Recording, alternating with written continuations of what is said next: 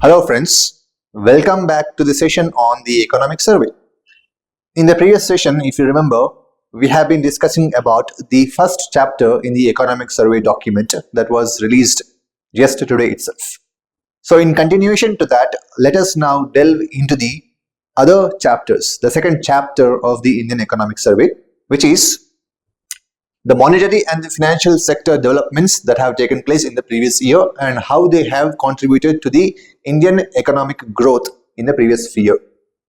So here if you see, the title itself suggests the monetary and the financial sector developments, the cart and the horse. So what do you think is the cart here and what is the horse that is driving this cart? The horse, as you can understand here, the horse is the banking system, the monetary system and the various financial institutions that are working in India, that are playing their part in driving the Indian economic growth story in the previous year. So the cart here is being driven, is being pulled by the horse, which is nothing but the financial sector, which includes banks, non-banking financial companies, capital markets, insurance, pension and other financial institutions in India. So now let us go into this chapter and discuss about the various concepts and the various aspects that have been highlighted by the economic survey document which was released today. So if you see this picture, it summarizes the entire story that we are going to discuss in this particular chapter, that is the monetary and the financial sector developments, the cart and the horse. So what exactly is this story and what exactly is being discussed in this chapter? Banking sector performance.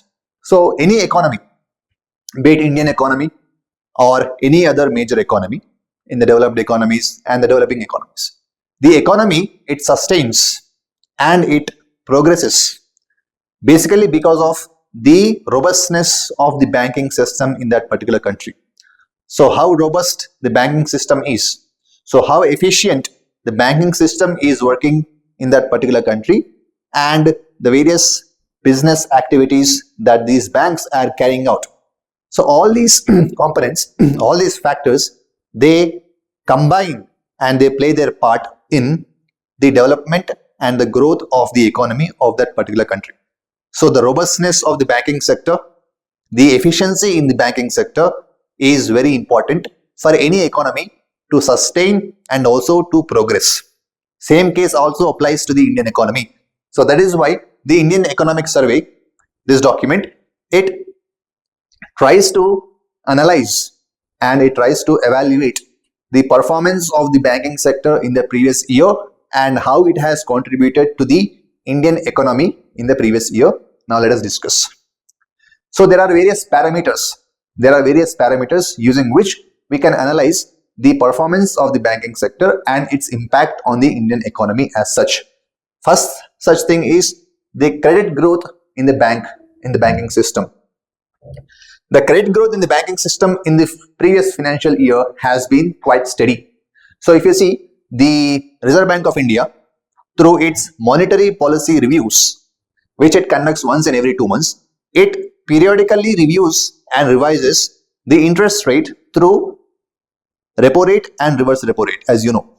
So this reverse repo rate and repo rate, these mechanisms, they influence the interest rates in the economy and in the market, and they also influence the credit flow in the economy, which is used for investment purposes and also for various financing activities which drives the economic growth. In the previous year, the deposit growth has been steady, which also has coincided with the credit growth that is issued by the banks to various customers, be it individuals, corporates, organizations and other institutions. Profitability of the banks. So the banks also were quite profitable in the previous year. So how do we know? So how do we know whether a particular bank has been profitable in the previous year or not? So there are some parameters again. For example, non-performing assets. So the non-performing assets of a bank or all these scheduled commercial banks has been declining steadily over a period of time in the previous year. This is also combined with capital to adequacy ratio. capital to risk weighted assets ratio, which is also increasing. So these two parameters, and in addition to this, the return on assets, the return on the assets of the banks also has been increasing, which shows that the banking sector has been quite profitable in the previous year, which also has had a very profitable impact, positive impact on the Indian economy in the previous year. Capital adequacy ratio, that is capital to risk weighted assets, has been increasing, and it also has indicated strong risk management in the banks. So the banking system overall has been quite robust, steady, and also had a positive impact on the Indian economy, which is a very good thing to know. Financial inclusion and credit access. So the banks, they play a very important role in providing credit, which is again used in the investment in the economy for various purposes, financing the economic activities in the country. So with respect to financial inclusion and credit access, the Financial Inclusion Index, which is released by the RBI, also has seen a growth in the index from 54 to 64.2 in March 2024. So which shows a positive signal, a positive indication of the growing financial inclusion, meaning more and more people in the country are financially getting included into the mainstream economy, which is a very good thing for the Indian economy to survive and sustain in the long run. Rural financial institutions and developmental financial institutions. So these rural financial institutions and development financial institutions, for example, regional rural banks, small finance banks, and various cooperative banks at the villages level and in the rural level, they also play a very significant role in providing credit to those people who are in the remotest parts of the country, be it in villages, tier 1, tier 2 towns. It also helps in financial inclusion and also in providing credit to various economic activities that they undertake, which also has an impact on the growth story of the Indian economy for that particular year. Further moving on, in addition to the banking sector and the monetary policies and the monetary developments, this economic survey, it also highlights the capital markets and the investment climate in India. So what are these capital markets? So you might be familiar with the word called as stock markets, right? Share markets or stock markets. So these stock markets and share markets, they are called as capital markets. And in this we have primary markets and secondary markets.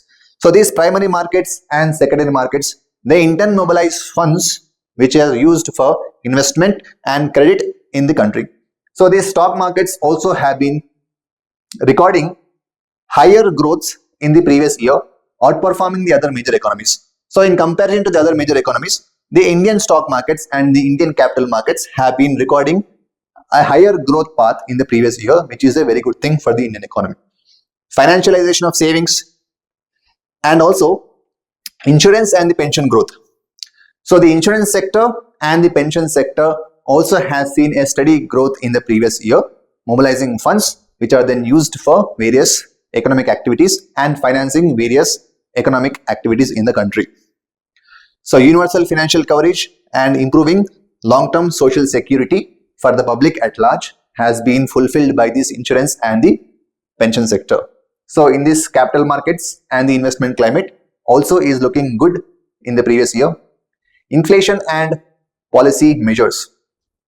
So this economic survey, it also highlights what is the level of inflation in the previous year.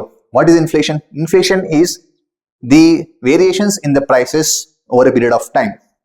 So this inflation data is released by the Ministry of Statistics and Program Implementation, National Statistical Office. So this inflation data is very much crucial in terms of deciding the monetary policy reviews conducted by the RBI, which has a direct bearing on the investment and the credit flow in the economy.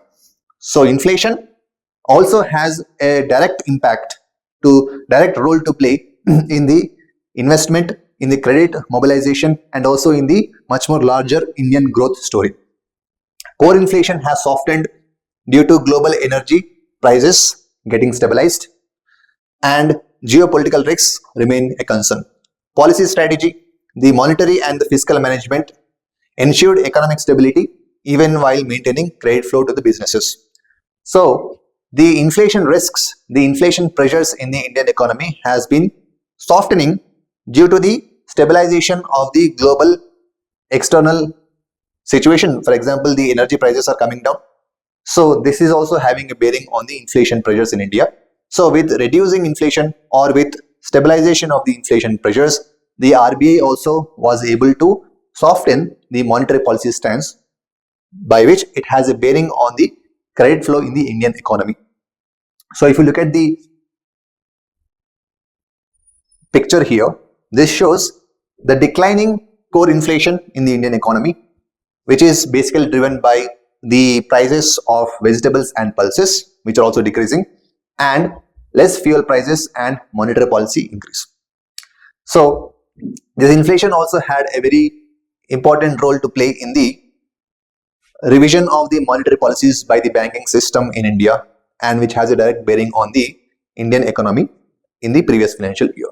So in this session, my dear friends, we have discussed about the second chapter, which is monetary and the financial sector developments, and the cart which is driven by the horse, that is the Indian economy, and the banking system and the capital markets in India. So this session we have covered chapter number 2 of the economic survey document, and in the next session we are going to cover the third chapter of the Indian economic survey, and we'll continue these sessions throughout this economic survey document by discussing all these 13 chapters. So stay tuned to Abhiya's channel for more of these sessions on the Indian economic survey at a later point of time. Thank you so much.